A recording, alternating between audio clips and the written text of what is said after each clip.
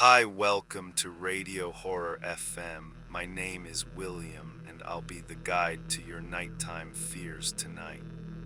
Tonight's story comes from Japan, a country known not only for its rich culture and ancient traditions, but also for its unsettling ghost stories and urban legends. Some of these stories are centuries old, passed down through generations. Others are newer, whispered between students, shared late at night, or told as warnings to those who walk alone after dark. And among these stories, one legend stands out for the sheer terror it inspires. It is the story of a vengeful spirit that crawls through the night, dragging itself across the pavement, hunting anyone unlucky enough to cross its path. This is the legend of Teke Teke. The story begins many years ago with a young schoolgirl. In many versions of the legend, her name is said to be Kashima Ryuko, although the details of her life change depending on who tells the story. Some say she was quiet and shy. Others say she was often bullied at school.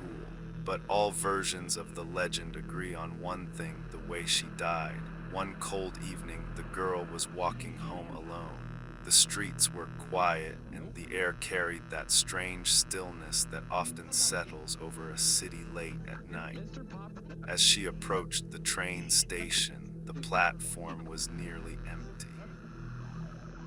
The distant hum of electricity and the faint rumble of trains moving through the city were the only sounds around her. Exactly what happened next is uncertain. Some say she slipped, others say she was pushed, but somehow the girl fell onto the railway tracks. Before she could climb back up, before anyone could react, the lights of an approaching train appeared in the darkness of the tunnel. The train was moving too fast. Within seconds, it was upon her. There was no time to escape. When the train finally came to a stop, what remained on the tracks was something no one should ever have to see. Her body had been severed in half. That should have been the end of the story. But according to the legend, it was, because sometimes when a death is sudden, violent, and filled with pain, something refuses to move on. Something stays behind. Not long after the accident, strange rumors began to spread. People whispered about sightings late at night near train stations and quiet streets. At first, the stories seemed impossible to believe. Witnesses claimed they had seen a woman crawling along the ground, but there was something horribly wrong with the way she moved. Her body ended at the waist. There were no legs, no lower half, only her upper body remained. Yet somehow she still moved through the world of the living. Without legs, the spirit dragged herself forward using her arms. Her elbows struck the pavement again and again as she pulled herself along the ground. Each movement produced a sharp scraping sound that echoed through empty streets and dark alleyways.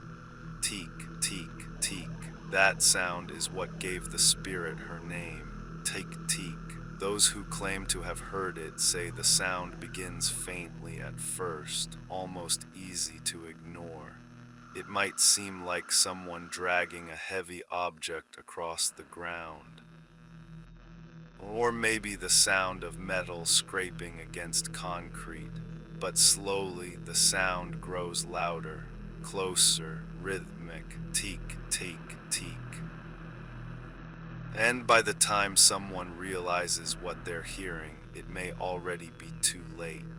According to the legend, Teke Teke appears late at night, often near train stations, quiet neighborhoods, or empty streets where few people are around to witness what happens.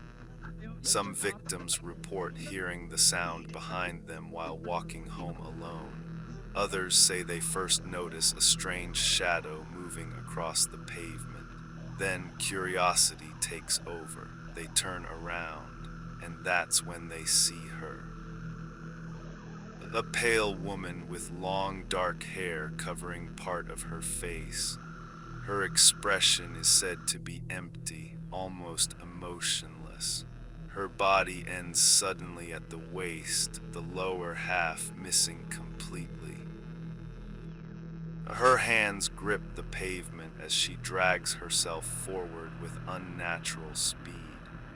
Despite having no legs, Teke Teke moves incredibly fast, much faster than anyone would expect. Those who try to run quickly discover that escape may be impossible. Within seconds, she closes the distance. Some versions of the legend say she carries a sharp blade. Others claim she uses her bare hands, but almost every telling of the story ends the same way. The spirit takes revenge on the living. She attacks her victims and leaves them the same way she was left on the train tracks, cut in half. Some believe Teke Teke targets people simply because they crossed her path. Others believe she is searching endlessly for the lower half of her missing body. And in some versions of the story, she asks a question before attacking. A question that no one seems to know the correct answer to. Stories about Teke Teke began spreading among Japanese students during the late 20th century. The legend traveled quickly from school to school, passed along as a terrifying cautionary tale. Some say teachers even warned students not to stay out too late near train stations because of the story. Whether people truly believed it or not didn't seem to matter. Because once you hear a story like that, it stays in your mind, and the next time you walk alone at night, you might find yourself listening carefully to the sounds behind you. Urban legends often begin as simple stories, but sometimes they grow so powerful that they begin to feel real. In Japan, there are many ghost stories connected to train stations and railways. Trains are fast, loud, and dangerous, and accidents have happened throughout history. Some believe the legend of Teke Teke may have been inspired by real tragedies involving railway accidents. Others think it may simply be a story meant to scare children into staying close to home after dark. But even if the legend isn't real, the fear it creates certainly is, because imagine walking alone on a quiet street late at night. The air is still. The city feels strangely empty. Your footsteps echo softly as you move down the sidewalk. Then suddenly, you hear something behind you, a faint scraping sound, slow, rhythmic, teak. I'll take. I'll take. You stop walking. For a moment, everything goes silent. Your heart begins to beat faster as you listen carefully.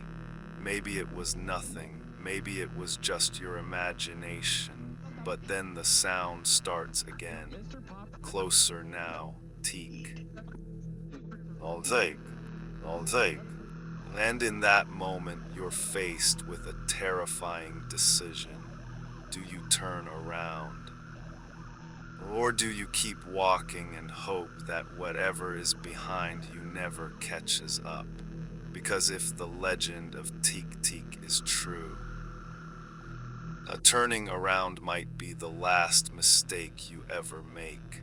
This has been Radio Midnight FM, and remember, some sounds in the night are better left unheard.